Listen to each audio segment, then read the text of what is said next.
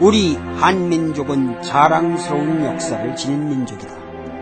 단일한 문명의 아이덴티티를 지속적으로 유지한 것이 이 지구상의 어느 민족보다도 유구하다고 말할 수 있으며, 항상 인류의 문화적 성취를 재빠르게 흡수하여 독자적인 자기 문명을 구축하였다. 평화를 사랑하면서도 내외의 억압에 대하여 끊임없이 항거하였으며, 예술을 사랑하면서도 폐쇄적이질 않았으며, 종교적 열정에 넘치면서도 상식을 이탈하지 않았다. 과학적 재능이나 학문적 수준에 있어서도 세계 어느 문명에 뒤지질 않았다.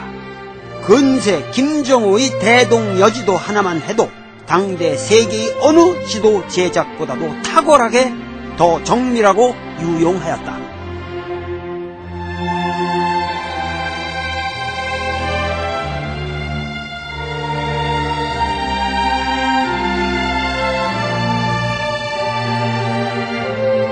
그런데 지금 한국민족은 열등감에 사로잡혀 있다.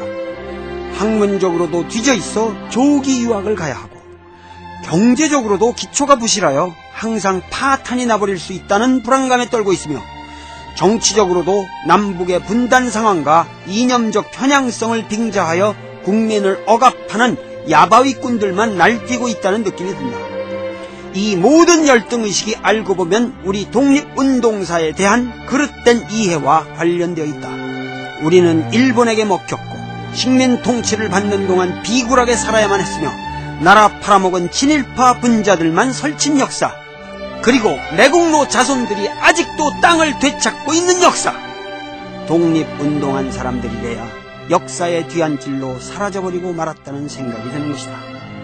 과거를 생각하면 뭔가 구질구질한 느낌만 먼저 드는 것이다. 나 도리본 독립운동사는 이러한 그릇된 견해의 광정이며 새 역사를 위한 도전이요 도약이다. 우리 민족은 나라를 잃은 적이 없다. 단지 강도에게 일시 빼앗겼을 뿐이다. 길거리 지나가다 날 강도를 당하는 것은 있을 수 있는 일이다. 문제는 이러한 사건에 어떻게 대처했는가, 그것일 뿐이다. 우리 민족의 99.9%가 모두 열렬하게 항거했고 찬란하게 투쟁했으며 눈부시게 희망을 품었다.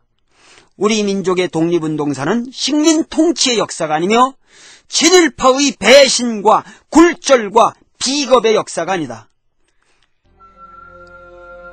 그것은 우리 민족이 스스로 자각해 나아간 역사며 신의와 지조와 용맹을 떨친 민중의 역사였다. 우리나라의 20세기 독립운동은 크게 동북지역의 무장투쟁과 화북지역의 의용투쟁, 그리고 강남지역의 외교투쟁으로 3대분 될 수 있다. 강남지역의 외교투쟁이란 바로 대한민국 임시정부의 27년간의 기나긴 고투를 말하는 것이다.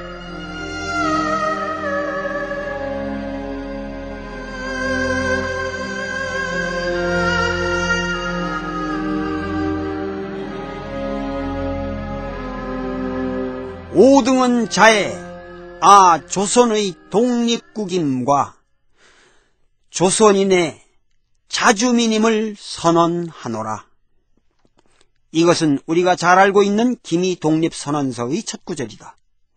단재 신채호는 상해에서 동포들의 3.1 만세 소식을 들었을 때 감격의 눈물을 흘렸으나, 이 선언서를 읽고는 밋밋한 최남선의 문장에 분개하면서 그것을 찢어버렸다. 육탄 혈전을 선언한 길림 무호독립선언과는 너무도 대조적이었던 것이다. 그러나 여기 조선의 독립국임과 조선인의 자주민이라는 선언은 후에 친일 행각을 벌린 최남선 개인의 생각이 아니라 우리 조선 사람 전체의 생각이었다. 그것은 조선 왕조의 종료를 의미했으며 위정척사와 애국계몽의 대립의 지향이었으며 신세계를 향한 민족 전체의 발돋움이었다. 그러나 분명히 말해두지만 3.1운동은 종로 태화관에 모인 33인이 주도해서 일으킨 사건이 아니다. 주도적 힘은 민중의 각성 그 자체에서 나왔지만 이 거대한 국제적 이벤트를 조직한 사람은 바로 몽양여운형이었다.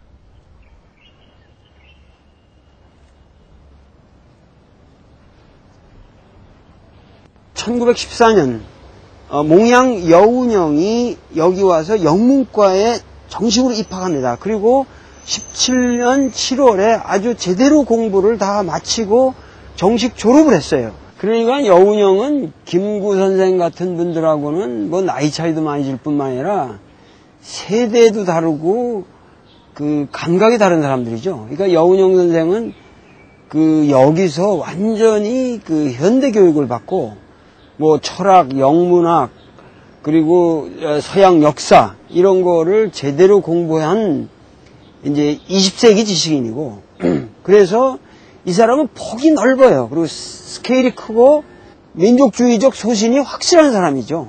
그리고 우리가 여운형을 생각할 적에는 여운형이 조직한 신한청년당이 바로 그 세계사적 사건이라고 말할 수 있는 그 3.1운동의 모태가 되었다는 사실이죠. 신한청년당이라고 하는 것은 1918년 8월 21일 날 상해에서 결성되어 가지고 22년 12월 중순경에 자진 해산된 단체입니다. 그러니까 4년 4개월 정도 유지됐는데 그 멤버도 여운형, 장덕수, 김철, 선우혁, 한진교, 조동우 이 6사람밖에 안 됐어요. 그런데 이 6사람이 결성한 신한청년당이야말로 바로 3.1운동을 일으키게 된 그 진원이 된 것입니다. 1918년 11월에 세계 제1차 대전이 끝나고 나서 미국 대통령 우드로 윌슨이 그 민족 자결주의라고 하는 것을 발표해서 그 당시 많은 약소 국가들한테 희망을 주거든요. 근데 그것도 사실은 1차 대전의 패전 국가에 소속된 식민지를 향해서 한 얘기예요. 일본과 같은 승전국에 대해서는 사실 해당되는 얘기가 아니었기 때문에 애초에 사실 우리 민족은 해당이 안 됐던 겁니다. 근데 우리는 하여튼 그런 얘기는 그때 들떴고 아직 그 식민지 초기였으니까 모든 희망을 걸러보게 되는 거죠. 그런데 윌슨의 특사가 크레인이라는 사람이 이 상해로 와가지고 그 민족 자결주의에 대한 그 강의를 합니다. 그래서 그 칼튼이라는 카페에서 그 사람들을 만나가지고 이제 연설을 하고 그걸 어떻게 이제 뚫어가지고 여운형이 그 사람을 개인으로 면담을 해요. 그래가지고 호소를 하니까 좀 어렵다. 그건 참 그 파리 평화회의에 우리가 대표를 보내겠다. 이러니까 그건 어려울 것이다. 그러나 너희들이 유일한 방법은 자체로 뭔가 강력한 이 식민 통치에 항거를 한다고 하는 것을 보여주면은 그거를 빌미로 해서 미국도 뭔가 압력을 넣을 수가 있고 세계 여론에 우리가 호소할 길이 생기지 않겠냐. 그렇게 해가지고 거기서 이제 그 힌트를 얻게 됩니다. 그래가지고 그 여운형이 돌아와서 마침 자기들이 신한청년당이라는 걸 조직했었기 때문에 그 조직을 활용해가지고 우선 그 영어에 능통했던 김규식을 파리 평화회의로 파견을 합니다. 그러고 장덕수를 국내에 파견해서 그 자금을 모집해 오게 하고 그리고 또 이광수를 일본으로 파견해가지고 소위 말해서 그것이 일본의 그 유학생들의 선언인 28 독립선언의 그 촉발의 계기가 된 겁니다. 그리고 자신은 길림으로 가요. 그래서 그 길림에 가서 활동한 것이 나중에 무호 독립선언의 촉매 역할을 했고 간도의 간민회의 김해학연 정재면 이런 사람들하고 만나서 이 상황을 설명하게 됐기 때문에 그것이 나중에 대한국민회로 발전하게 되는 모태가 됐고 블라디보스토크에 가서는 당시 거기에 체류하고 있던 박은식 선생, 이동영, 조완구 이런 사람들을 만나서 여러 가지 상의를 하고 그래서 그러한 활동이 결국 연해주의 대한국민의회를 탄생시키는 계기도 되고 해서 그 여운형은 이렇게 폭이 커요. 국제적으로 이렇게 활동이 크고 나중에 그 선우혁이라는 사람이 들어가서 남강 이승훈 선생을 만나서 또